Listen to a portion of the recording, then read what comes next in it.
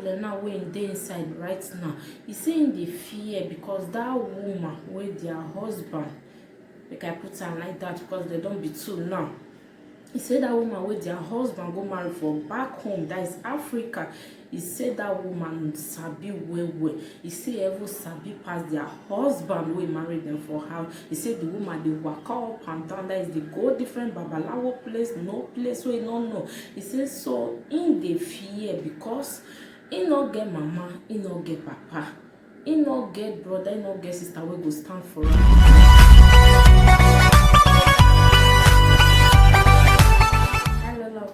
Welcome back to my YouTube channel, and if you are new here, my name is Mommy B. Please don't forget to welcome back to my YouTube channel, and if you are new here, my name is Mommy B.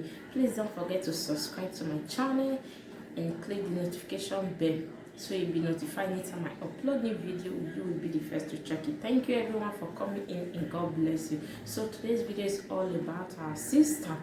So this our sister, she really need una advice, guys. Drop your comment down below.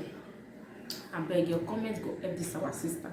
So this our sister, it matter be say he don't deal with her husband more than 5 years now, so she never get belle, and her husband they go back home. He say her husband they go back home well. He say before you know, her husband don't give woman belle for back home, that is Africa. He don't give woman belle. He say before you know, the woman come born. As he come born, now he can go put money for that one head. Meanwhile, now she be the first wife wey her husband fed no. He say although her husband they go to her, anything wey he need, her husband they give her. Her husband not they beat her, nothing, anything at all wey he need. Her husband they give her. Her husband they good to her well. He say during that process where that one come still born, before you know, himself come still get belle. He say as he get belle, himself come still born. Wetin be the problem now wey dey inside right now? He say in the fear because that woman with their husband, make I put am like that because they don't be two now. He said that woman with their husband go marry for back home, that is Africa.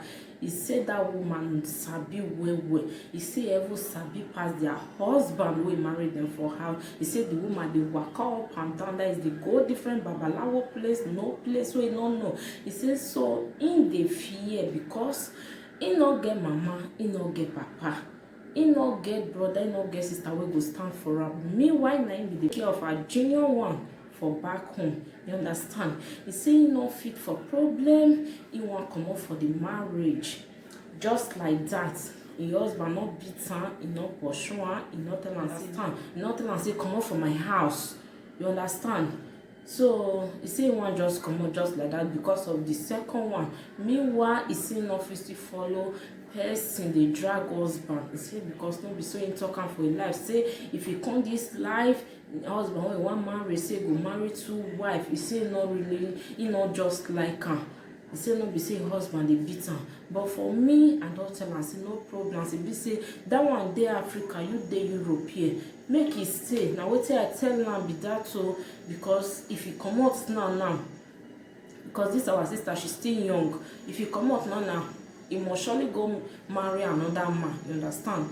He don't know whether not the other one will go marry now, whether that one will come worse past. Then will be say there be two. You understand? You will be say your husband marry two wife. You don't know whether you will go marry person will go get only you one now, whether that one will worse past. Now come and say, okay, my sister, stay, just stay with this your husband. It don't happen, stay. You understand? Say no, she dey fear. Say because wetin that one wey dey Africa know, he no know her, and he no fit come dey say me come dey follow one or two person dey drag husband. You understand? And he say meanwhile na him be first wife, and that one wey be last one, he don't go put money for their head. So now that one go come be the first one now, and he will come be the last. You understand? So I don't know what you not think about this our sister matter. I beg, make una drop una comment down below. You understand? Make una drop una comment and may add. I beg, try. You understand? Try to the beer. Try to the beer. If your husband, if your wife not quick get belle, not too rush. You understand? Join the pray. join to find one or two things out, try to bring something out wetin dey happen about wey be say no quick get belle. You understand? Not just dey carry woman up and down. I dey feel that girl pain. I feel her pain because to come dey get second, come dey get partner, say this e get as e be. I feel that girl pain, but I just tell am say make e stay. As far as say they are two not dey the same place, really polygamous one is not good. No get una go play reach. You understand? No get you and your second go play reach wey be say e get as e be. For me, I not just for me polygamy. No, I don't like it. But what to do? As e come happen to this our sister now, what is she go do? You understand? But I don't tell her say make she stay. Make she stay. As far as it don't happen like this, make she stay. As far as na she dey Europe here, and meanwhile her husband dey always dey stay Europe pass more than Africa. You understand? So I just tell her say make e stay. Abeg my people, drop your comment down below. Anything you think about this our sister story, drop am down. She will learn from it, guys. She will learn from it. Don't forget to join the family. Feel free to join the family by clicking that red button, by subscribing to my channel, and turn on your notification bell so you don't miss any of my updates.